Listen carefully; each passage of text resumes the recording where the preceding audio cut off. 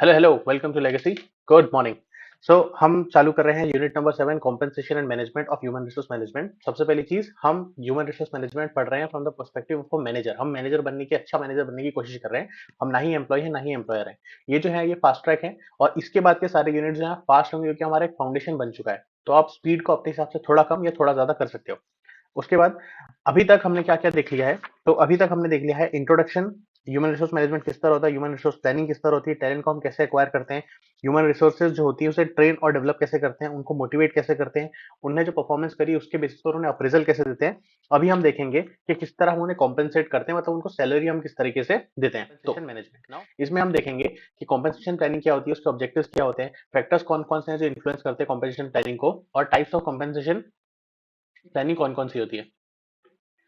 Types of compensation planning कौन कौन सी होती है, क्या कैरेक्टरिस्टिक्स रहते हैं, डिजायरेबल वेजेस, वेज प्लान क्या रहती है, मेथड्स, वेजेस की थ्योरी कौन कौन सी रहती है, वेज का structure, wage policy, state regulations of wages, incentive plan कौन से रहते हैं, इंडिविजुअल बेस्ड इंसेंटिव प्लान कौन से रहते हैं, ग्रुप के बेसिस पर, ऑर्गेनाइजेशन के बेसिस पे कौन से इंसेंटिव प्लान होते हैं, बोनस, फ्रिंज बेनिफिट्स क्या होते हैं, उनके टाइप्स क्या क्या होते हैं। तो देखो, जो कॉम्पेंसेशन रहती है वो रिवॉर्ड रहता है जो हम एम्प्लॉय को देते हैं, जो सर्विसेज उसने दी उसके रिटर्न में जो हम उसे दे रहे हैं उसे कहते हैं कॉम्पेंसेशन। हम कॉम्पेंसेशन इतना देने की कोशिश करते हैं कि हम लोगों को अट्रैक्ट, रिटेन और मोटिवेट कर सके, ताकि लोग हमारी ऑर्गेनाइजेशन की तरफ लॉयल रहे, और इतना उन्हें पैसा दे कि उनका स्टैंडर्ड ऑफ लिविंग मेंटेन रहे, उनकी सोसाइटी में पोजीशन अच्छी बनी रहे, वो हमारे ऑर्गेनाइजेशन की तरफ लॉयल भी रहे, और उनका मोटिवेशन लेवल भी ज्यादा रहे। इससे एम्प्लॉय, जो ऑर्गेनाइजेशन है उसकी एफिशिएंसी बढ़ती रहती है, और जो कॉपरेशन है ऑर्गेनाइजेशन में वो अच्छा रहता है। इसमें जो तो कॉम्पेंसेशन क्या होता है, it is the monetary worth जो एक एम्प्लॉयर एम्प्लॉय को पे कर रहा है उसके सर्विसेज के अगेंस्ट, उसे कहते हैं कॉम्पेंसेशन। मतलब उसे हम कितना पैसा या बेनिफिट्स दे रहे हैं, उन सबके कॉम्बिनेशन को हम कहते हैं कॉम्पेंसेशन। तीन अलग अलग फॉर्म्स की कॉम्पेंसेशन होती है। सबसे पहले पेमेंट, जिसमें हम सैलरी देते हैं। दूसरा होता है बेनिफिट्स, हम मेडिकल फैसिलिटी देते हैं, इंश्योरेंस फैसिलिटीज करके देते हैं। इंसेंटिव्स होता है बोनस, कमीशन वगैरह देते हैं over and above the salary, उसे कहते हैं इंसेंटिव। तीन टाइप की होती है। ऑब्जेक्टिव्स अभी हमने जस्ट देखी।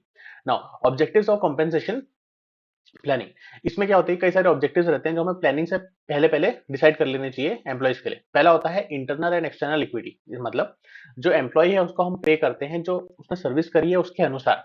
इंटरनल इक्विटी मतलब क्या होता है, इंटरनल इक्विटी मतलब अगर किसी और एम्प्लॉय ने ज्यादा कॉम्प्लेक्स काम करा है तो उसे हम ज्यादा पैसे देंगे। और अगर इंटरनल इक्विटी नहीं रहेगी तो डिसकंटेंट हो जाएगा ऑर्गेनाइजेशन के अंदर कि भाई मैं ज्यादा काम कर रहा हूँ, ये लोग तो कम काम कर रहे हैं, तो मुझे क्यों कम पैसे मिल रहे हैं। और एक्सटर्नल इक्विटी मतलब क्या होता है कि जो मार्केट है, मार्केट में जो अगर सिमिलर जॉब है उसमें कितने पैसे मिलते हैं, कम से कम आपको उतने पैसे तो देने ही देने हैं। ये दोनों चीजें होनी चाहिए। दूसरा ऑब्जेक्टिव होता है कि हमें अच्छे क्वालिटी कैंडिडेट को अगर अट्रैक्ट करना है तो हमें उसे अच्छे पैसे देने पड़ेंगे, ताकि वो हमारी तरफ अट्रैक्ट हो, हमारे ऑर्गेनाइजेशन में आए, क्योंकि क्वालिटी लोग तो सबको चाहिए। और फिर जो लोग हमारे पास आ गए उनको रिटेन करके रखने के लिए भी बहुत मुश्किल रहता है, एक बहुत मुश्किल टास्क है कि वो हमारे पास रुके, कहीं कॉम्पिटिटर के पास ना चल जाए। तो इसके लिए भी हम उनसे अच्छा कॉम्पेंसेशन पे करते हैं। उसके बाद कॉस्ट कंट्रोल। कॉस्ट कंट्रोल क्या होता है कि जो हम सैलरी लोगों को दे रहे हैं, कॉम्पेंसेशन जो लोगों को दे रहे हैं हमारे एम्प्लॉइज को, वो बहुत कम भी नहीं होना चाहिए, बहुत ज्यादा भी नहीं होना चाहिए। दोनों ही सिचुएशन बहुत ज्यादा हार्मफुल है। तो हमें प्रोपोर्शनल बेसिस पर पेमेंट करना चाहिए, जितना हमने उन्होंने हमारे लिए काम करा उतना उनको पैसे देना है। और हमें ये भी ध्यान रखना है कि जब हम नए एम्प्लॉइज को ला रहे हैं तो उनकी ट्रेनिंग में हमें बहुत ज्यादा खर्चा ना लग जाए। फिर हमें लीगल रूल से कंप्लाई करना पड़ता है। मतलब गवर्नमेंट ने बहुत सारे मिनिमम रूल्स बना के रखे हैं कि भाई आपको इतना कम से कम पैसा देना है, इतने इतने मैक्सिमम इतने घंटे काम करा सकते हो, ओवर टाइम के लिए इतना देना पड़ेगा, बोनस के लिए आपको इतने पैसे देने पड़ेंगे। तो उन सबसे आपको कंप्लाई भी करना है। और ये जो पूरी आपकी प्रोसेस है ये इजी टू अंडरस्टैंड और ऑपरेट रहनी चाहिए, कॉम्प्रिहेंसिव क्लियर प्रोसेस रहनी चाहिए, ताकि जो मैनेजर एम्प्लॉय यूनियन है वो क्लियरली उसको रेफर कर सके और समझ सके, ताकि कंफ्यूजन ना हो। फिर फैक्टर्स कौन कौन से रहते हैं जो इन्फ्लुएंस करते हैं हमारी कॉम्पेंसेशन की प्लानिंग को। सबसे पहले बात, जॉब लेवल और नीड्स। मतलब अगर कोई जॉब का लेवल है, एक सीईओ लेवल का बंदा है, तो उससे ज्यादा पैसे मिलेंगे क्योंकि उसका काम बहुत कठिन है, उसको ज्यादा कॉम्प्लेक्स चीजों को सॉल्व करना है। इलोन मस्क को ज्यादा पैसे मिलेंगे as compared to an ordinary employee of Tesla. और अगर कोई बंदा है जो सिंपल रूटीन काम कर रहा है तो उसको कम पैसे मिलेंगे। फिर दूसरी चीज होती है ऑर्गेनाइजेशन की एबिलिटी टू पे। अगर ऑर्गेनाइजेशन है जो बहुत अच्छे प्रॉफिट बना रही है, जो ऐसे प्रोडक्ट्स बना रही है जिसमें बहुत ज्यादा प्रॉफिट होता है, तो वो ज्यादा पैसे दे सकती है। लेकिन अगर कोई ऑर्गेनाइजेशन है, कोई स्टार्टअप है जो बहुत लॉसेस सफर कर रहा है, उस पर पैसे नहीं है, तो वो कम कम पैसे देगी, हाई सैलरी वो नहीं दे पाएगी।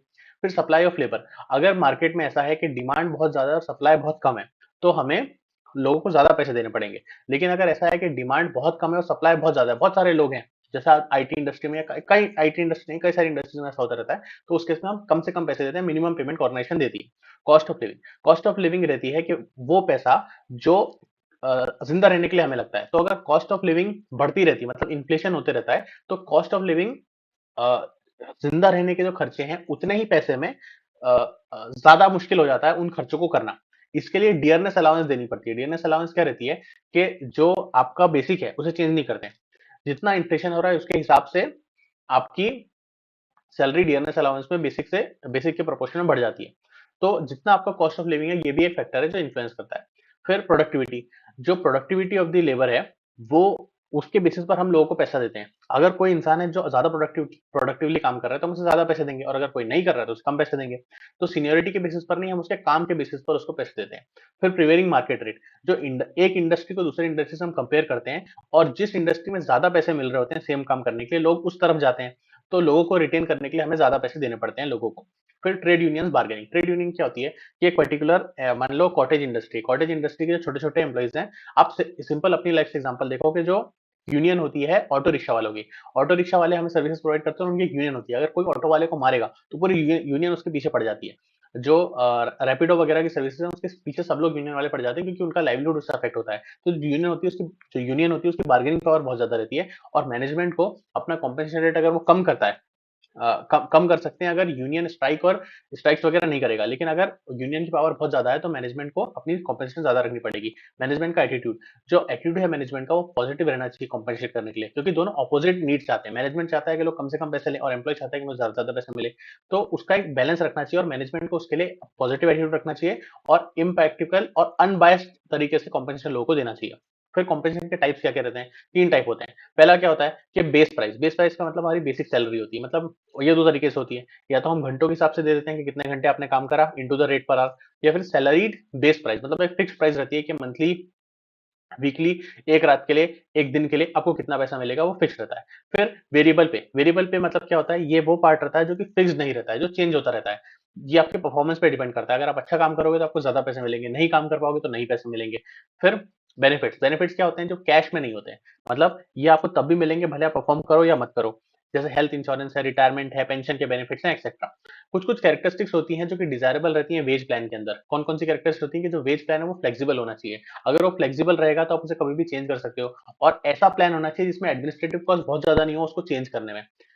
इक्विटेबल होना चाहिए, मतलब हर एक एम्प्लॉय को अगर बेसिक नंबर ऑफ आवर्स के बेसिस पर हम उसे पैसे दे रहे हैं, या फिर नंबर ऑफ यूनिट्स प्रोड्यूस जो उसने करी उसके बेसिस पर पैसे दे रहे हैं, तो ये उस प्रपोर्शन में होना चाहिए जो उसने कंट्रीब्यूशन करा है। ऐसा नहीं कि उसने सिर्फ हमें 10 रुपए का फायदा करा है और हम उसे 100 रुपए का पेमेंट कर रहे हैं। फिर कॉस्ट इफेक्टिव का मतलब क्या होता है? जो वेज प्लान आपका है वो हमेशा इंश्योर करना चाहिए कि आप यूटिलाइज कर रहे हो कॉस्ट को प्रॉपर और इकोनॉमिकल मैनर में। ऐसा नहीं है कि आपकी एडमिनिस्ट्रेटिव और ऑपरेटिव कॉस्ट है उससे ज्यादा नहीं होना चाहिए, एक्सेस नहीं होना चाहिए। कॉस्ट इफेक्टिव वेज प्लान आपका होना चाहिए। सर्टेन का मतलब क्या होता है कि कोई भी एम्बिग्यूटी नहीं रहनी चाहिए, अनसर्टेनिटी नहीं रहनी चाहिए। ऐसा नहीं होना चाहिए कि भाई लोगों को लग रहा है कि मुझे मेरे पैसे मिलेंगे कि नहीं मिलेंगे। उन्हें हमारे उनके पैसे देने और फेयरली उनको बताना, डिक्लेयर करके, कॉन्ट्रैक्ट करके। फिर बैलेंस, जो वेज प्लान है वो इम्पार्शियल वे में हमें बनाना है, मतलब फेयर रहना चाहिए, बैलेंस रहना चाहिए। जो एम्प्लॉय जो काम कर सकता है उसके बेसिस पर जो उसको पैसे मिलेंगे, बैलेंस अप्रोच रहनी चाहिए, जितना बेनिफिट मिला उतना, ऐसा इम्बैलेंस नहीं होना चाहिए। फिर methods of wage payment, 2 type की मेथड होती है। पहला होता है टाइम वेज और piece rate. Time wage system में क्या होता है कि जितना टाइम आप स्पेंड करते हो एक पर्टिकुलर जॉब को करने के लिए, कितने घंटे, कितने दिन, कितने वीक, कितने मंथ्स, उसके हिसाब से आपको पेमेंट करी जाती है। तो जितने भी आपने घंटे काम करे उस पर्टिकुलर जॉब पे, उसको मल्टीप्लाई कर दिया जाता है जो आर्ली रेट है उससे। मान लो एक एम्प्लॉय है आकाश नाम का, जिसने 9 घंटे काम करा और स्टैंडर्ड रेट 7 रुपए पर आवर से आपको मिलता है, तो एक दिन के आपको 63 रुपीज मिलेंगे। तो number of hours per into rate per hour. इसके कुछ फीचर्स होते हैं कि यहाँ पे हम क्वालिटी ऑफ वर्क पे फोकस करते हैं। ये लोगों को समझ नहीं आता है क्वालिटी ऑफ वर्क को, क्योंकि एक ही फिक्स टाइम है। ऐसा नहीं है कि अगर आप ज्यादा काम कर लोगे उस टाइम में तो आपको ज्यादा पैसे मिल जाएंगे। आपके पास 8 घंटे 8 घंटे आपको काम करना है, तो आप शांति से, पीस ऑफ माइंड के साथ पूरा काम कर सकते हो, आप रेस में नहीं जाओगे।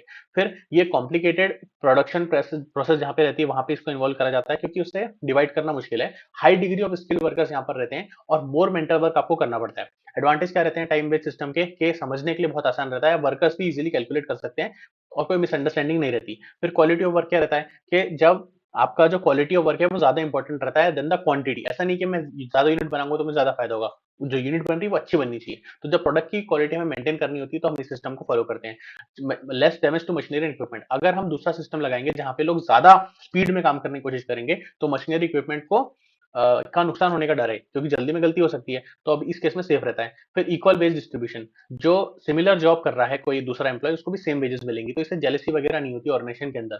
फीलिंग ऑफ सिक्योरिटी, जो वर्कर है उसे लगता है कि एडवांस में पता रहता है कि मुझे कितना पैसा मिलने वाला है, तो अपना कितना खर्चा करना है, कितना पैसा सेव करना है, वो पहले से उसको प्लान करके रख सकता है और कोई कंफ्यूजन डाउट नहीं रहता है। डिसएडवांटेज क्या रहता है लेकिन इसके लिए, कि यहाँ पे इनएफिशिएंसी हो जाती है लेबर की। जो वेज का डिस्ट्रीब्यूशन है और जो प्रोडक्टिविटी, उसमें कोई डायरेक्ट लिंक नहीं है। लोग अगर इन प्रोडक्टिव इनएफिशिएंट भी होंगे तो भी उनको सेम ही पैसे मिलेंगे। क्योंकि सिर्फ वो ऑफिस आए हैं इसके लिए। फिर कांस्टेंट सुपरविजन, जो सुपरवाइजर है उसको स्ट्रिक्टली सुपरवाइज करना पड़ेगा लोगों को ताकि उनकी प्रोडक्टिविटी अच्छी रहे, क्योंकि डायरेक्ट कोई लिंक नहीं है। फिर लैक ऑफ मोटिवेशन, कोई डिफरेंस नहीं है एक एफिशिएंट और इनएफिशिएंट एम्प्लॉय के बीच में, दोनों ही कोई सेम पैसे मिलेंगे भले आप कितना भी काम करो। तो जो एफिशिएंट वाले उसको एनकरेजमेंट ही नहीं है ज्यादा काम करने के लिए, ज्यादा पैसे मिल ही नहीं रहे। अब पीस पे सिस्टम में क्या होता है कि आप जितने यूनिट बनाओगे उतने आपको ज्यादा पैसे मिलेंगे। तो उसको कैसे निकाला जाता है कि जो number of units produce to rate per unit, मान लो कोई इंप्लॉय है जिसने 20 यूनिट बनाए हैं और हर यूनिट का रेट 10 रुपए, तो उसको 200 रुपए मिलेंगे। इससे कुछ फीचर्स होते हैं कि इससे प्रोडक्टिविटी बढ़ जाती है क्योंकि लोग ज्यादा यूनिट प्रोड्यूस करते हैं। इसमें फिजिकल वर्क नहीं होता है, यहाँ पे फिजिकल वर्क ज्यादा होता है, मेंटल वर्क कम होता है, और दूसरे वाले में मेंटल वर्क ज्यादा होता था। फिर यहाँ पे आप इजीली मेजर कर सकते हो क्वांटिटी को प्रोडक्शन के लिए। यहाँ पे आप इंक्लूड करते हो क्वालिटी कंट्रोल सिस्टम्स को, जिससे आप क्वालिटी को अच्छा करते हो। और क्योंकि यहाँ पे क्वालिटी इंपॉर्टेंट रहती है, क्वालिटी पे कोई इंपॉर्टेंट चेक नहीं है यहाँ पे। आपको समझना पड़ेगा कि लोग अगर जल्दी जल्दी कोई चीज बनाएंगे तो गलत बन सकते हैं, सही नहीं बन सकते हैं। यहाँ पे एक स्टैंडर्ड मेथड ऑफ प्रोडक्शन रहती है। इसके एडवांटेज क्या है कि हम एफिशिएंट वर्कर्स को एनकरेज कर रहे हैं, क्योंकि वो जितना ज्यादा बनाएंगे उतना ज्यादा उनको पैसे मिलेंगे, इससे मोटिवेशन होती है, लोग हो जाते हैं। ट्रांसपेरेंसी, कंप्लीट ट्रांसपेरेंसी रहती है, जो जितने यूनिट बनाएगा उसको ज्यादा पैसे मिलेंगे, सबको पता है क्या बेसिस है। फिर लेस कॉस्ट ऑन सुपरविजन, कोई सुपरवाइजर की जरूरत ही नहीं, जो जितना ज्यादा यूनिट बना देगा उसको उतने ज्यादा पैसे मिल जाएंगे। सुपरवाइजर का स्ट्रिक्ट सुपरविजन की कोई जरूरत नहीं। इकोनॉमिकल, जितने यूनिट्स आप बना लोगे, हम ऐसा यूजुअली देखते हैं कि जो टोटल कॉस्ट रहती है, जैसे जैसे जो हमारा आउटपुट है वो बढ़ता है, वैसे वैसे हमारी टोटल कॉस्ट कम होती है। तो यहाँ पे क्या हो रहा है कि हम आउटपुट ही बढ़ा रहे हैं, तो जितना आउटपुट बढ़ता रहेगा तो जो फिक्स्ड ओवरहेड है वो डिस्ट्रीब्यूट हो जाएंगे सब में, और हमारी ओवरऑल कॉस्ट जो है वो कम होती जाएगी। लेकिन इसके कुछ डिसएडवांटेज भी है कि इससे क्वालिटी कम हो जाती है। लोग जल्दी जल्दी काम करने में, ज्यादा यूनिट बनाने में फोकस करेंगे और यूनिट कैसी बन रही है उस पर ध्यान नहीं देंगे। अनइक्वल वेज डिस्ट्रीब्यूशन, यहाँ पे हो सकता है कि लोगों को सेम वेजेस मिले irrespective of the time spend. मतलब अगर किसी बंदे ने यूनिट्स बना दिए अपने और उसने 2 घंटे में बना दिए, और कोई बंदा है जिसको 8 घंटे लगे, तो भी उनको पेमेंट सेम ही मिलेगा। भले कोई बंदे को टाइम ज्यादा लग रहा है, उसको ट्रेनिंग की जरूरत है, वो सब चीजें नहीं देखी जाती। हेल्थ हजार, अगर कोई इंसान बहुत ज्यादा जल्दी में काम करेगा तो अपने आपको एग्जॉस्ट करने तक करेगा, ईगरनेस में काम करेगा, जिससे गलती हो सकती है। कोई हैजार्ड हो सकता है आपकी खुद की लाइफ में या बाकी लोगों की जिंदगी पे, कोई चीज आपसे कोई बड़ी गलती हो सकती है, कोई बड़ा नुकसान हो सकता है, एक्सीडेंट हो सकता है। और ज्यादा वेस्टेज होता है क्योंकि जब आप बहुत ज्यादा मशीनरी को काम कराते हो, फ्यूल पावर मटेरियल बहुत ज्यादा लगता है, तो ब्रेकडाउन एक्सीडेंट होने के चांसेस बहुत ज्यादा रहते हैं। अभी अगली चीज आती है वेजेस की थ्योरी, किस तरीके से हम लोगों को पैसे दें। तो उसके लिए अलग अलग जो इकोनॉमिक साइंटिस्ट हैं, उन्होंने अलग अलग थ्योरीज दी हैं अलग अलग टाइम पे। सबसे पहली बात होती है सब्सिस्टेंस थ्योरी। इसमें इसे डेविड रिकार्डो ने दिया था, और इसे हम आयरन लॉ ऑफ वेजेस भी कहते हैं। यहाँ पे क्या होता है कि जो लेबर की प्राइस है वो डिपेंड करती है on the survival of labour. मतलब एक सब्सिस्टेंस लेवल रहता है, मतलब एक फिक्स लेवल रहता है, वो सब्सिस्टेंस लेवल है कि अगर जो लेबर है वो इसके ऊपर चली गई, इस लेवल के ऊपर चली गई, तो इवेंचुअली वो वापस उसी लेवल पे आ जाती है, क्योंकि सप्लाई बढ़ जाती है, क्योंकि हम ज्यादा पैसे दे रहे हैं तो लोग और आने लगते हैं और आने लगते हैं, तो इवेंचुअली वो उसी लेवल पे आ जाती है। और अगर हम लोगों को कम पैसे देते हैं तो लोगों में भुखमरी बढ़ जाती है, लोगों में हंगर बढ़ जाता है, नीड्स बढ़ जाती है, माल न्यूट्रिशन बढ़ जाता है, तो इवेंचुअली लोगों को ज्यादा वेजेस देनी पड़ती है और वो वापस उस लेवल पे आ जाता है। तो एक सब्सिस्टेंस लेवल रहता है, लेकिन इसके कुछ अजम्पशंस रहते हैं कि जो डिमांड है वो स्टेबल है, जो सप्लाई है वो इनफाइनाइटली इलास्टिक है, जो साइज है लेबर का वो इंक्रीज या डिक्रीज करता है depending upon the survival wages जो हम उन्हें पे कर रहे हैं। तो उसके हिसाब से लेबर का साइज कम या ज्यादा होता रहता है, जितनी सप्लाई है वो चेंज होती रहती है। और सेम वेजेस सारे एम्प्लॉयज को पे करे जा रहे हैं, तो मतलब ये प्रैक्टिकेबल तो नहीं है आज की तारीख में, है ना। फिर वेज फंड थ्योरी क्या होती है कि जो हम क्या करते हैं कि हम यहाँ डायरेक्टली पैसे नहीं दे रहे, हम एक कैपिटल एक्यूमुलेट करते हैं। जितने हमारे पास पैसे हैं उन सबको एक पर्टिकुलर फंड में निकाल के रखते हैं। और वेजेस हम कैसे देते हैं कि जितना फंड हमारे पास था मंथ के एंड में, उसके उसको डिवाइड कर देंगे जितने भी लोग हमारे पास हैं, और हर इंसान को बांट देंगे, उन लोगों में उसको बांट देंगे। इससे क्या होता है कि जितना हमारे पास फंड है उतना ही हम वेजेस देंगे, कोई कम ज्यादा नहीं होता। तो यहाँ पे कुछ अजम्पशन होते हैं कि जो वेज है वो फ्लेक्सिबल है, मतलब फिक्स नहीं कि हर महीने 10,000 रुपए नहीं देंगे। मान लो हमारे पास 10 एम्प्लॉय और हमारे पास 1 लाख रुपए हैं, तो 10,000 रुपए पर एम्प्लॉय को मिल जाएंगे। लेकिन अगर हमारे पास 80,000 रुपए हैं तो 8,000 रुपए मिलेंगे हर एम्प्लॉय को मंथ एंड पे। ये डिपेंड करता है, दूसरा assumption क्या है कि ये जो वेजेस है वो डिपेंड करती है डिमांड और सप्लाई ऑफ लेबर पे, और इसमें एम्फेसिस कम रहता है एफिशिएंसी प्रोडक्टिविटी पे, क्योंकि जितना फंड है उतने पैसे मिलेंगे, आपने कितना भी काम कराओ या नहीं कराओ। फिर सप्लाई वैल्यू थ्योरी, ये कार्ल मार्क्स ने दी। कार्ल मार्क्स का नाम आपने बहुत सुना होगा इकोनॉमिक्स में और बाकी मैनेजमेंट थ्योरीज में। यहाँ पे जो वर्कर्स हैं उन्हें फुल कॉम्पेंसेशन नहीं दिया जाता। यहाँ पे किस तरह दिया जाता है, जो वैल्यू ऑफ कमोडिटी, मतलब कमोडिटी मतलब जो चीज हमने बनाई उसकी जो कमोडिटी है वो इस तरह निकाली जाती है कि जो एम्प्लॉय ने, जो मैं बना रहा हूँ, उसने कितना टाइम और एनर्जी उसमें लगाया है उसको बनाने के लिए। ये कैपिटलिस्ट इन्वायरमेंट में होता है, रशिया वगैरह कैपिटलिस्ट कंट्रीज हैं जहाँ पे एक सामूहिक प्रयास होता है। तो कैपिटलिस्ट इन्वायरमेंट में क्या होता है कि जो स्मॉल पोर्शन ऑफ प्रॉफिट है वो भी दिया जाता है लोगों और एम्प्लॉयज को। एम्प्लॉइज को, और बचा हुआ जो प्रॉफिट का हिस्सा है वो ऑर्गेनाइजेशन के पास जाता है। लेकिन इसमें कुछ अजम्पशन है, मतलब क्या हुआ कि जितना प्रॉफिट हुआ कम्युनिटी को बनाने के बाद उसका एक छोटा सा परसेंट, 10%, 20% एम्प्लॉइज को दिया जाता है, और बचा हुआ 80% ऑर्गेनाइजेशन के पास चला जाता है। जो पूरा कॉम्पेंसेशन है ये एम्प्लॉइज को नहीं, वर्कर्स को नहीं दिया जाता है। जो लेबर है वो भी एक कमोडिटी है और ये अनऑर्गेनाइज सेक्टर पे लगता है। फिर मार्जिनल प्रोडक्टिविटी क्या होती है कि यहाँ पे ये पीएच विकशीट और जेवी क्लार्क ने हमें दिया था। ये यहाँ पे जो प्राइस जो हम पे करते हैं वो जो ऑर्गेनाइजेशन पे कर रही है उसके लिए खर्चा है, लेकिन जिस एम्प्लॉय को पैसे मिल रहे हैं उसके लिए तो वो उसकी इनकम है। तो यहाँ पे हम क्या देखते हैं कि इक्विलिब्रियम लाने की कोशिश करते हैं, मतलब जितना मैं ज्यादा पैसा लोगों को दे रहा हूँ उससे जो मुझे marginal revenue as an organization ज्यादा इंक्रीज हो रहा है, वो जिस पॉइंट पर मिलते हैं उतना ही ज्यादा मुझे पैसे देने की कोशिश करनी चाहिए, जिससे कि ऑर्गेनाइजेशन को भी प्रॉफिट हो और जो वर्कर्स हैं उनको भी ज्यादा पैसे मिल पाए। और जब अगर इक्विलिब्रियम पे नहीं करूंगा, जहां पे दोनों चीजें मैच हो रही हैं, तो फिर किसी ना किसी एक पार्टी को नुकसान होगा।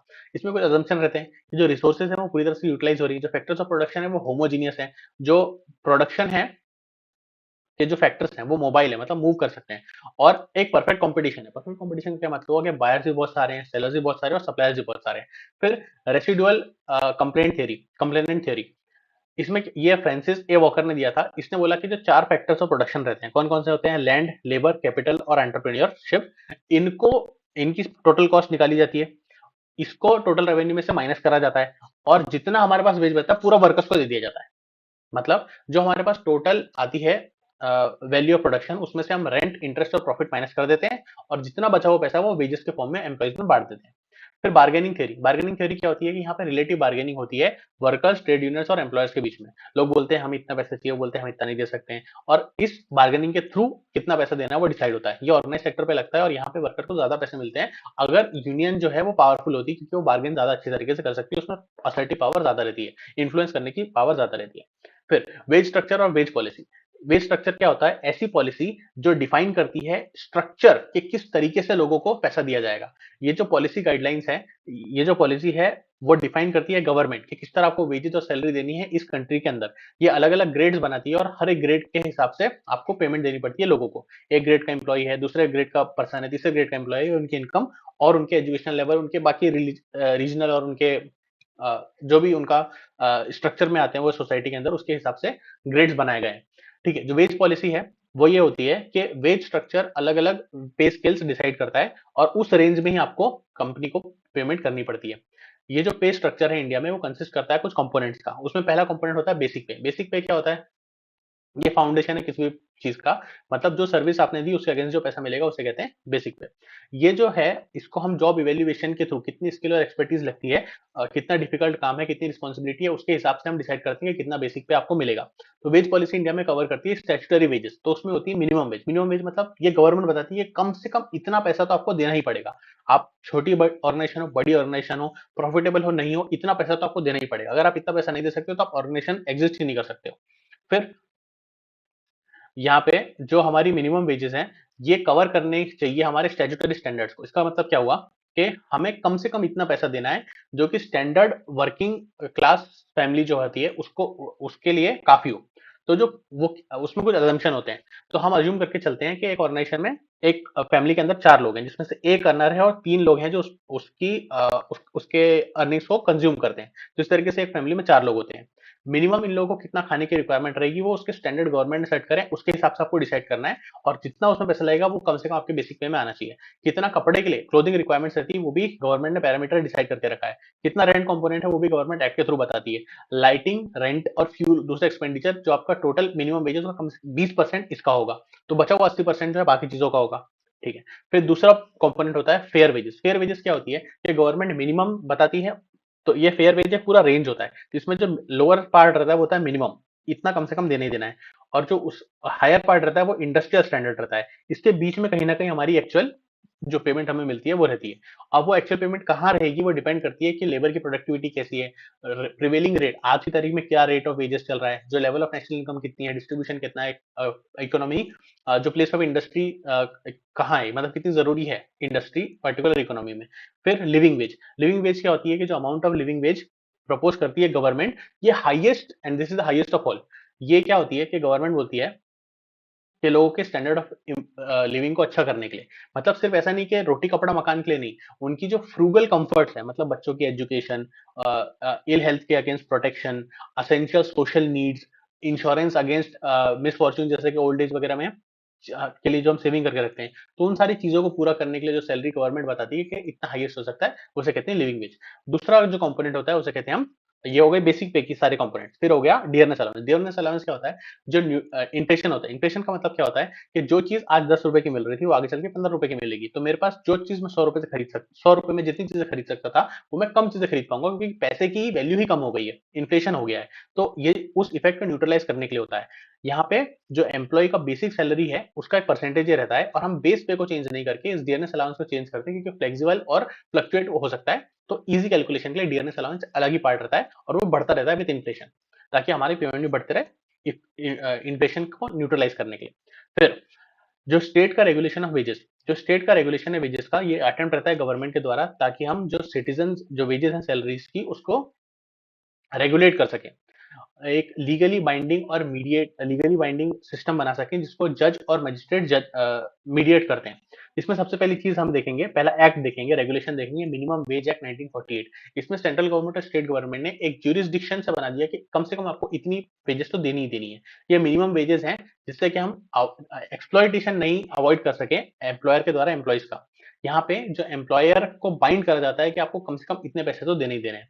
फिर पेमेंट ऑफ वेज एक्ट 1936, इसमें क्या होता है कि हम सारी माल प्रैक्टिसेस को, मतलब अगर कोई इंसान है जो आपको टाइम पे पैसे नहीं दे रहा है, या कम पैसे दे रहा है, या इरेगुलरली पैसे दे रहा है, डिडक्शन अच्छे से नहीं कर रहा है, ज्यादा पैसे काट ले रहा है, तो उन सब चीजों को अवॉइड करने के लिए हमने इसको लाया था। इसका मेन ऑब्जेक्टिव क्या है कि हम रेगुलर पेमेंट कराएं, राइट अमाउंट ऑफ पेमेंट कराएं, अननेसेसरी डिडक्शन को अवॉइड करें, और जो माल प्रैक्टिसेस है उसको एलिमिनेट करने की कोशिश करें। बहुत सारी माल प्रैक्टिसेस होती रहती है, उन सबको अवॉइड करने के लिए इस एक्ट को लाया गया। कलेक्टिव बार्गेनिंग, कलेक्टिव बार्गेनिंग में क्या होती है कि जो एम्प्लॉयर है और जो एम्प्लॉय है उसके बीच में कलेक्टिव बार्गेनिंग होती है कि क्या टर्म्स रहेंगी एम्प्लॉयमेंट की। टर्म्स ऑफ एम्प्लॉयमेंट क्या होता है कि कितना वेजेस रहेगा, कितने घंटे काम करना रहेगा, वर्किंग इन्वायरमेंट कैसी रहेगी, बोनस कितना मिलेगा, रिटायरमेंट बेनिफिट कैसे रहेंगे, टर्म्स एंड कंडीशन कैसे रहेंगे।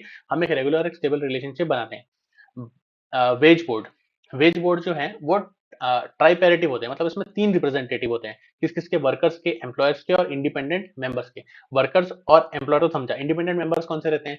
ये होते हैं जो फाइनलाइज करते हैं चीजों को। अगर डेडलॉक हो गया कि भाई ये भी इसकी नहीं मान रहा, वो भी उसकी नहीं मान रहा, तो ये जो इंडिपेंडेंट मेंबर्स हैं ये डिसाइड करते हैं फाइनली कि क्या चीज होगी, एक स्टैंडर्ड सेट करते हैं जिसमें तीनों पार्टीज अग्री करती हैं। इसका मेन काम क्या रहता है कि सोशल और इकोनॉमिक पॉलिसी हम बनाते हैं, और फंक्शंस क्या क्या होते हैं इसके कि एम्प्लॉयर और एम्प्लॉय को एक म्यूचुअल एग्रीमेंट में लेके आ जाते हैं, एक अच्छी रिलेशनशिप मेंटेन बनाते हैं दोनों के बीच में। ये मैटर्स डिफाइन करते हैं उन मैटर्स को जिनकी वजह से डिस्प्यूट हो सकता है एम्प्लॉयर और एम्प्लॉय के बीच में, और वेजेस डिसाइड करने के लिए काम करते हैं एम्प्लॉय को कितने पैसे मिलेंगे। फिर के पे कमीशन, जो पे कमीशन होती है वो एक कमीशन होती है जो कि गवर्नमेंट सेट आउट करता है to determine the salaries of central government employees. जो सरकारी लोग हैं उनको कितना पैसा मिलेगा वो पे कमीशन से डिसाइड होता है। ये इसमें एक पैनल ऑफ मेंबर्स रहते हैं यूनियन कैबिनेट के, जो 6 पे कमीशन बनाते हैं अलग अलग, जो सेटअप हुई है इंडिया के अंदर, जो डिसाइड करती है गवर्नमेंट एम्प्लॉयज को कितने पैसे मिलेंगे। Now incentive plan, incentive plan क्या होता है? इंसेंटिव वर्कर्स को दिया जाता है मॉनिटरी और नॉन मॉनिटरी बेसिस पर। जो कोई इंसान एक्सेप्शनल परफॉर्मेंस देता है उसी पर्टिकुलर टाइम फ्रेम के अंदर, मतलब प्रोडक्टिव एम्प्लॉय रहता है, उसे हम ज्यादा पैसे देते हैं उसे मोटिवेट करने के लिए, जिससे उसकी एफिशिएंसी और परफॉर्मेंस और अच्छी हो सके। तो इंसेंटिव प्लान्स अलग अलग होते हैं, किस बेसिस पर हम उसे ज्यादा इंसेंटिव देंगे। तो पहला होता है individual based incentive program. Individual, अगर किसी एक इंसान ने अच्छा काम करा है तो पहला होता है Taylor differential piece rate system. नाम से पता चल रहा है कि FW टेलर ने इस सिस्टम को इजाद किया था या लोगों के सामने रखा था। तो he is known as the father of scientific management. इसने बताया कि जो एफिशिएंसी है, जिसकी जितनी ज्यादा एफिशिएंसी रहेगी उसको उतने ज्यादा पैसे हम देंगे। तो हम क्या करेंगे कि हम 2 पीस रेट बना लेंगे। हम टाइम एंड मोशन स्टडी करेंगे। टाइम स्टडी में क्या होता है कि जब हम देखते हैं कितना टाइम लग रहा है किसी काम को करने के लिए, स्टैंडर्ड टाइम बना देते हैं, फिर एक्चुअल को उससे कंपेयर करते हैं। मोशन स्टडी में कि जो इंसान जब काम कर रहा है तो उसको हम देखते हैं, जो भी वो काम कर रहा है कि कौन सी एक्टिविटी उसे करनी है, कौन सी एक्टिविटी नहीं करनी, सारी जो अनप्रोडक्टिव एक्टिविटीज है उसको हम निकाल देते हैं, और जो प्रोडक्टिव बिहेवियर्स हैं, प्रोडक्टिव एक्शंस है उनको रखते हैं, और स्टैंडर्ड कितना टाइम लगेगा वो निकाल देते हैं टाइम और मोशन स्टडी करने के बाद। कितना एक्टिविटी लगेगी, कितनी मेहनत और कितना टाइम लगेगा, वो करने के बाद हम 2 पीस रेट निकालते हैं। एक जो एक पीस रेट जो हायर होता है और एक जो लोअर होता है। जो इंसान ज्यादा प्रोडक्टिविटी अच्छे से काम करेगा उसको ज्यादा पीस रेट से पैसे मिलेंगे, मतलब एक यूनिट का उसको 10 रुपए से पेमेंट मिलेगा। और जो एम्प्लॉय अच्छे से काम नहीं करेगा, जो स्टैंडर्ड से कम काम करेगा, उसे एक यूनिट बनाने पर सिर्फ 8 रुपए मिलेंगे। तो इस तरीके से हम लोगों को मोटिवेट करते हैं। इसके बेनिफिट क्या होते हैं कि समझना आसान है, एफिशिएंट लोग को आइडेंटिफाई हम इजीली कर सकते हैं, इनएफिशिएंट लोग को एलिमिनेट करने में आसानी होती है, और टाइम और मोशन स्टडी करके हम स्टैंडर्ड सेट कर सकते हैं। लेकिन इससे कुछ नुकसान भी है। पहला, कि यहाँ पे हम मिनिमम वेजेस गारंटीड नहीं होती लोगों के, इसमें क्वालिटी पे फोकस नहीं हो रहा होता है, और जो वर्कर्स हैं वो अगर अनसिस्टमेटिक वे में हम उसे ट्रीट करते हैं, इंसानों की तरह नहीं मशीन की तरह वर्कर्स को ट्रीट करा जाता है। दूसरा सिस्टम होता है इंसेंटिव प्लान का, मेरिक्स डिफरेंशियल पीस रेट सिस्टम। यहाँ पे क्या होता है, जैसे ऊपर टेलर ने बोला था कि 2 पीस रेट बना लो, इसने बोला है कि 3 पीस रेट बनाओ। पहला जो बिगनर्स के लिए, दूसरा जो अंडर डेवलपमेंट एम्प्लॉइज है, और तीसरा जो कि स्किल्ड हो चुके हैं। इसमें हर एम्प्लॉय तीसरे लेवल पे जाने की कोशिश करेगा ताकि उसे ज्यादा से ज्यादा पैसे मिले। तो पहला होता है कि जब आपकी प्रोडक्टिविटी 83% तक है तो उसका आप ऑर्डिनरी पीस रेट दो, मतलब एक यूनिट के लिए 100 रुपए दो। अगर उसकी 83 से 100% प्रोडक्टिविटी हो गई है तो आप उसको हर यूनिट के लिए 110 रुपए दो, थोड़े ज्यादा पैसे दो। और अगर उसकी 100% के भी ऊपर प्रोडक्टिविटी चल रही है तो उसको हर यूनिट के लिए 120 रुपए दो पर यूनिट, तो वो और ज्यादा खुश होगा। इसके मेरिट क्या है कि बहुत ज्यादा फ्लेक्सिबल है, इसके बेसिस पर हम एफिशिएंसी जिन लोगों की अच्छी होती है उनको हाईली स्किल्ड लोगों को ज्यादा पैसे दे पाते हैं। इसके डिमेरिट क्या है कि इसमें कोई गारंटीड नहीं है मिनिमम वेजेस लोगों के लिए, और इस पे भी हम क्वालिटी पे फोकस नहीं कर रहे हैं, यहाँ पे हम क्वांटिटी पे फोकस कर रहे हैं। तीसरा होता है हालसे सिस्टम। हालसे सिस्टम FA हालसे ने बताया था, इसके बेसिस पर जो हम स्टैंडर्ड टाइम लगता है किसी भी काम को पूरा करने के लिए उसको रिकॉर्ड करते हैं, फिर जो एक्चुअल परफॉर्मेंस है उससे उसको कंपेयर करते हैं। यहाँ पे लेकिन एक डिफरेंस रहता है कि जो गारंटीड वेज रेट है वो तो हम देते ही देते हैं, अगर किसी ने अच्छा काम करा तो जो उसने टाइम सेव करा over and above the guaranteed wages उसको और पैसे देते हैं in the form of bonus. इसके कुछ फायदे होते हैं कि ये समझने के लिए आसान होता है, लोग इससे मोटिवेट होते हैं, और हम एक्स्ट्रा वेजेस जो एफिशिएंट लोग हैं वो अर्न कर सकते हैं। इसमें देखो एक ट्रिक रहती है, इसमें एक इंपॉर्टेंट पॉइंट रहता है कि जो टाइम आपने सेव करा, मान लो अगर कोई काम करने के लिए स्टैंडर्ड आपको 10 घंटे लगते हैं और आपने उस काम को 8 घंटे में कर दिया, तो 2 घंटे जो आपका टाइम बचा, उस 2 घंटे के लिए मान लो 1 घंटे में आपको 100 रुपए मिलते हैं, 200 रुपए आपका बोनस रहेगा, लेकिन उसका 50% ही आपको मिलेगा, बचा हुआ 50% ऑर्गेनाइजेशन के पास जाएगा। इसमें अटेंशन भी हम क्वालिटी पे नहीं रख पाते हैं। अभी रोवन में क्या होता है, सारी चीजें सेम रहती हैं, इसमें एक मिनिमम वेज मिलता है, उसके ऊपर अगर आपने अच्छे से काम करा, टाइम सेव करा, तो आपको ऊपर पैसे मिलते हैं। लेकिन इसमें क्या होता है कि आपको in proportion of the time saved आपको पैसे मिलते हैं। मतलब अगर आपका कोई काम करने के लिए स्टैंडर्ड 25 घंटे लगते हैं, आपने उसको 20 घंटे में कर दिया, मतलब आपने 5 घंटे बचा लिए, और हर आपको घंटे का काम के लिए आपको 20 रुपए मिलते हैं। तो पहले आपका बेसिक पे कितना हो जाएगा, 20 into 20, वो तो आपको मिलना ही मिलना है, और उसके ऊपर आपको कितना मिलेगा कि जो 20 into 20 है into 5 hours divided by 25 hours, 5 hours divided by 25 hours, तो उस प्रोपोर्शन में टोटल जो स्टैंडर्ड टाइम था और न्यूमरेटर में जितना टाइम सेव था उस प्रोपोर्शन में आपको बोनस मिलेगा, बचा हुआ ऑर्गेनाइजेशन के पास जाएगा। इसके बेनिफिट क्या है कि ये बिगिनर्स के लिए अच्छा प्लान है, और जो वर्कर्स है उसको आपको फोर्स नहीं करना पड़ता है कॉम्पीट करने के लिए। उसके बाद इसके डिमेरिट क्या है कि इसका जो इंसेंटिव है ये हायर लेवल ऑफ प्रोडक्शन में आप बांट नहीं सकते हो, जितना ज्यादा प्रोडक्शन बढ़ता है उतना इंसेंटिव कम होता जाता है, और एफिशिएंट और इनएफिशिएंट एम्प्लॉइज को आप आइडेंटिफाई नहीं कर पाते उस केस में। फिर अगला होता है Gantt task and bonus plan. इसमें क्या होता है, मिनिमम वेजेस हम देते हैं और फिक्स टाइम रेट हम गारंटी करके रखते हैं, हर एक एम्प्लॉय को इतना तो मिनिमम मिलेगा ही मिलेगा। जो वर्कर है अगर वो उसके टास्क को कम टाइम में खत्म कर देता है तो हम उसे हाइक दे देते हैं, और जो हाइक है वो percentage in the form of percentage bonus मिलता है उसको। ठीक है, तो यहाँ पे क्या होती है, मिनिमम वेजेस सबको देते हैं, वर्कर को सिक्योर फील होता है, इंसेंटिव भी मिल रहा है, अच्छे से प्लानिंग सुपरविजन भी कर सकते हैं आप इसमें। लेकिन इसके डिमेरिट क्या है कि जो स्टैंडर्ड्स हम बना रहे हैं वो कुछ एम्प्लॉइज के लिए रहते हैं, जिसकी वजह से डिससेटिस्फेक्शन हो सकता है कि कुछ ही लोग बोनस प्राप्त कर पाएंगे, और इसमें बहुत फोकस्ड अटेंशन चाहिए रहता है जब आप फिक्स कर रहे हो टाइम रेट और स्टैंडर्ड रेट को, उसके लिए आपको और पैसे लगते हैं, उसके लिए आपको एक्सपर्ट लगाने पड़ते हैं। अगला प्लान होता है बीडीऑक्स प्लान। इसमें क्या होता है कि जो आपने एक स्टैंडर्ड मिनट बना दिया हर एक ऑपरेशन के लिए, एक वर्कर जो है उसको सैलरी, उसकी वेजेस मिलेंगी जब उसने उस जॉब को कंप्लीट कर दिया स्टैंडर्ड टाइम के अंदर। अगर उसने उस एक्सीड कर दिया स्टैंडर्ड परफॉर्मेंस को, उसने कुछ अच्छा काम कर दिया, तो जो उसका बोनस का पैसा रहेगा उसमें से 25% जो है वो उसके फोरमैन को जाएगा। फोरमैन मतलब कौन होता है, जो वर्कर्स के जस्ट ऊपर रहता है, जो आपको सुपरवाइजर रहता है, उसको भी पैसे मिलेंगे। तो इससे क्या होता है मेरिट कि प्रोडक्टिविटी एम्प्लॉयज की अच्छी हो जाती है, और प्रोडक्ट जो फोरमैन है उसे भी पैसे मिल रहे हैं तो वो भी मोटिवेट होता है। और जो मिनिमम वेजेस है वो तो गारंटी रहती है सबके लिए, भले आपने काम टाइम पे खत्म नहीं भी करा तो भी। लेकिन इसकी डिसएडवांटेज क्या है कि जो इंसेंटिव है वो कैलकुलेट करना इजी नहीं होता, बहुत डिफिकल्ट होता है, और जो वर्कर है उसको लगता है कि भाई बोनस मैंने कमाया, तुम फोरमैन को मेरा 25% दे रहे हो, तो उसको डिससेटिस्फाइड डिसअपॉइंटेड फील होता है। अगले इंसेंटिव प्लान्स होते हैं, हमने इंडिविजुअल के देख लिए कि कैसे इंडिविजुअल को इंसेंटिव देंगे। दूसरा होता है ग्रुप या टीम बेस्ड। इसमें हम क्या करते हैं कि एक इंडिविजुअल की देख, सारे जितने हम प्रिंसिपल्स देखें इंडिविजुअल के, वो सारे लगेंगे यहाँ पे, लेकिन टीम बेस पर लगेंगे। जो एक पूरा ग्रुप बना दिया आपने, उस ग्रुप के बेसिस पर लगेंगे। इसमें मोस्ट कॉमन सिस्टम होता है पीस रेट सिस्टम, जो कोऑपरेटिव सोसाइटीज में लगता है। मतलब कि अगर एक ग्रुप है 20 लोगों का, उसने 100 यूनिट बनाए हैं, 100 यूनिट, एक यूनिट जो है वो 20 रुपए की जाती है, तो 100 इंटू 20, 2000 रुपए हो गए। और उस ग्रुप में 10 लोग थे, आई एम अज्यूमिंग, तो 200 रुपए हर एक एम्प्लॉय को मिल जाएंगे। टोटल उसको डिवाइड कर दोगे, जितना भी अनइक्वल स्किल्स और कंट्रीब्यूशन होता है हर एम्प्लॉय का, वो वो वेरी नहीं करता है, सबको सेम मिलता है। लेकिन अब मान लो ऐसा है कि अलग अलग लेवल्स की स्किल्स की जरूरत है, तो जो स्किल्स और कंट्रीब्यूशन है उसको आप शेयर करते हो और उसको प्रपोर्शन में डिवाइड करते हो। मतलब आप एक वेट दे देते हो। अगर कोई एक सीएफओ आपने लगाया आपके ऑर्गेनाइजेशन में, तो सबको सेम पैसे तो दे नहीं दोगे आप, सीएफओ को ज्यादा पैसे दोगे, उसने जितना कंट्रीब्यूशन करा उसके हिसाब से, बाकी लोगों को कम पैसे दोगे। इसका एडवांटेज क्या है, ये कोऑपरेटिव की तरह काम होता है। यहाँ पे कोऑपरेशन, टीम स्पिरिट होती है, सुपरविजन की रिक्वायरमेंट कम रहती है, क्योंकि यहाँ पे वर्क कलेक्टिवली करते हैं, तो सब लोग कॉमन गोल की तरफ काम करते हैं। एब्सेंट वगैरह लोग यहाँ पे नहीं होते, क्योंकि सब लोग खुद से मोटिवेटेड रहते हैं। और यहाँ पे ट्रेनिंग का टाइम कम लगता है, क्योंकि सब लोग एक दूसरे की मदद करते हैं।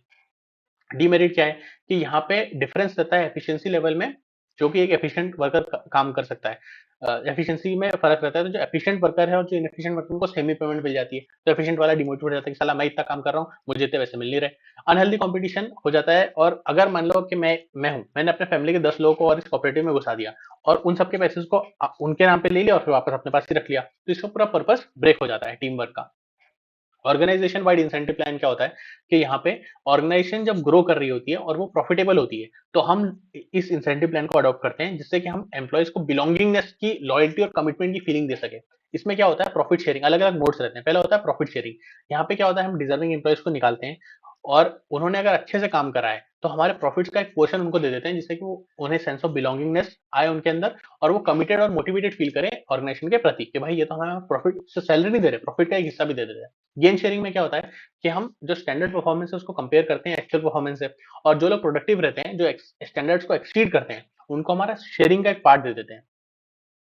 जो हमारी सेविंग्स होती हैं, जितनी भी हमने सेव करके रखी हैं फॉर अ पर्टिकुलर प्रोविजन, उसका एक पार्ट उनको दे देते हैं। वो मंथली या क्वार्टरली बेसिस पर होता है, और ये लार्ज नंबर ऑफ एम्प्लॉइज में स्प्रेड करते हैं हम, जिससे टीम स्पिरिट आती है और सारे जो लोग हैं वो एक कॉमन गोल की तरफ काम करने लगते हैं। अगला होता है एम्प्लॉय स्टॉक ऑप्शन प्लान्स। ये इंडिया में उतने पॉपुलर नहीं थे, लेकिन अब बहुत पॉपुलर हो गए हैं। ये क्या होता है कि हम जो शेयर प्राइस है कंपनी के, वो बाहर वालों को देने से पहले एम्प्लॉइज, जो हमारे अच्छे एम्प्लॉइज हैं, एलिजिबल एम्प्लॉइज हैं, उनको ऑफर करते हैं कम रेट पे, ताकि जो एम्प्लॉइज है उनको ऑर्गेनाइजेशन का क्या कल्चर है वो सब पता ही है, तो हमारा कंट्रोल भी डाइल्यूट नहीं होता है, और उन्हें भी जैसे जैसे कंपनी ग्रो करती है उनका शेयर प्राइस बढ़ता रहता है, वो भी गेन करते हैं उस चीज से। फिर अगली चीज होती है बोनस। इंसेंटिव और बोनस में एक फर्क होता है। इंसेंटिव जो होता है वो आपके काम के लिए आपको आपके बेसिक पे के साथ मिलता है। जो बोनस होता है वो एक्स्ट्रा पेमेंट रहती है, जो आपके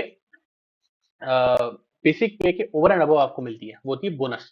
तो जैसे आपको दिवाली पे बोनस मिल गया, न्यू ईयर पे आपको बोनस मिल गया, इस तरह के बोनस रहते हैं। ये कॉमन एफर्ट की तरफ लोगों को और मोटिवेट करने के लिए होती है। तो पहली चीज इसमें होती है पेमेंट ऑफ बोनस एक्ट 1985। इसमें क्या हुआ कि कितना बोनस आप पे कर सकते हो, कितना प्रॉफिट के बेसिस पर या प्रोडक्टिविटी के बेसिस पर, वो रेगुलेट करा गया। ये क्यों करा गया, क्योंकि जो छोटे एम्प्लॉइज थे, छोटे एम्प्लॉइज का से मेरा मतलब है जो अनरेगुलेटेड एम्प्लॉइज थे, जो कम पैसे में काम करते हैं, उन्हें बोनस ही नहीं देते थे फैक्ट्रीज।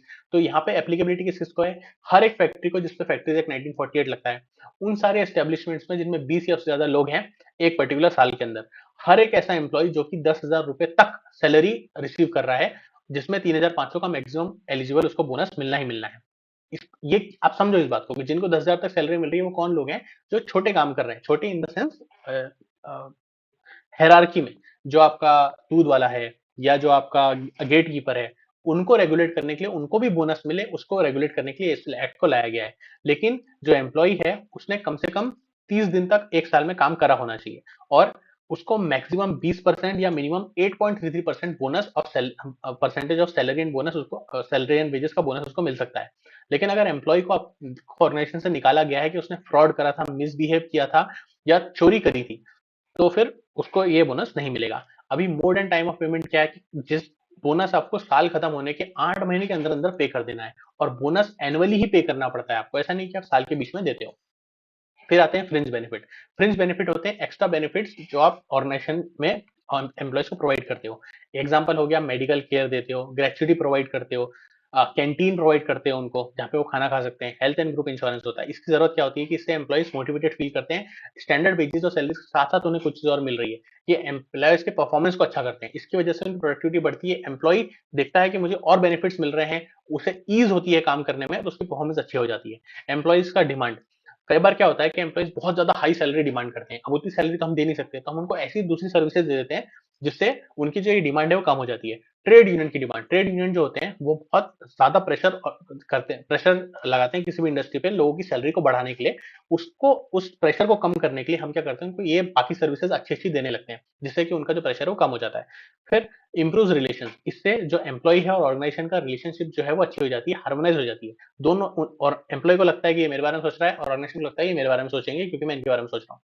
फिर प्रोवाइड सोशल सिक्योरिटी, जो एम्प्लॉय है उसको सिक्योरिटी मिल जाती है कि मुझे स्विच करते टाइम या मतलब मैं सिक्योर्ड नहीं हूँ ऐसा नहीं है, मैं सिक्योर्ड हूँ, मुझे और भी बेनिफिट मिल रहे हैं, मेरे मेरे को अगर कोई मुसीबत आ गई तो ऑर्गेनाइजेशन ने कुछ पॉलिसी उसके लिए बना के रखी है और लोग और मोटिवेटेड और कनेक्टेड फील करते हैं। तो फ्रिंज बेनिफिट के कुछ टाइप होते हैं, पहला होता है पे फॉर टाइम नॉट वर्क, ये होता है normal idle time. Normal idle time का मतलब जो टाइम आपका नॉर्मल लॉस हुआ है लेकिन उसके लिए पैसे मिलते हैं, अगर आप कुछ सिक हो गए, आप बीमार हो गए थे, आप वेकेशन पे गए थे, आप पेड रेस्ट एंड रिलीफ के लिए गए हो, आपको लंच टाइम के लिए पैसे मिल रहे हैं, आपको ग्रीवेंस के लिए आपने कंप्लेंट करी है उसके टाइम में आपको पैसे मिल रहे हैं, जो टाइम में आप बार्गेनिंग कर रहे हो उस टाइम के आपको पैसे मिलते हैं, ट्रैवल करने के पैसे मिलते हैं, हॉलीडेज के लिए कुछ कुछ आपको पेड हॉलीडेज रहते हैं।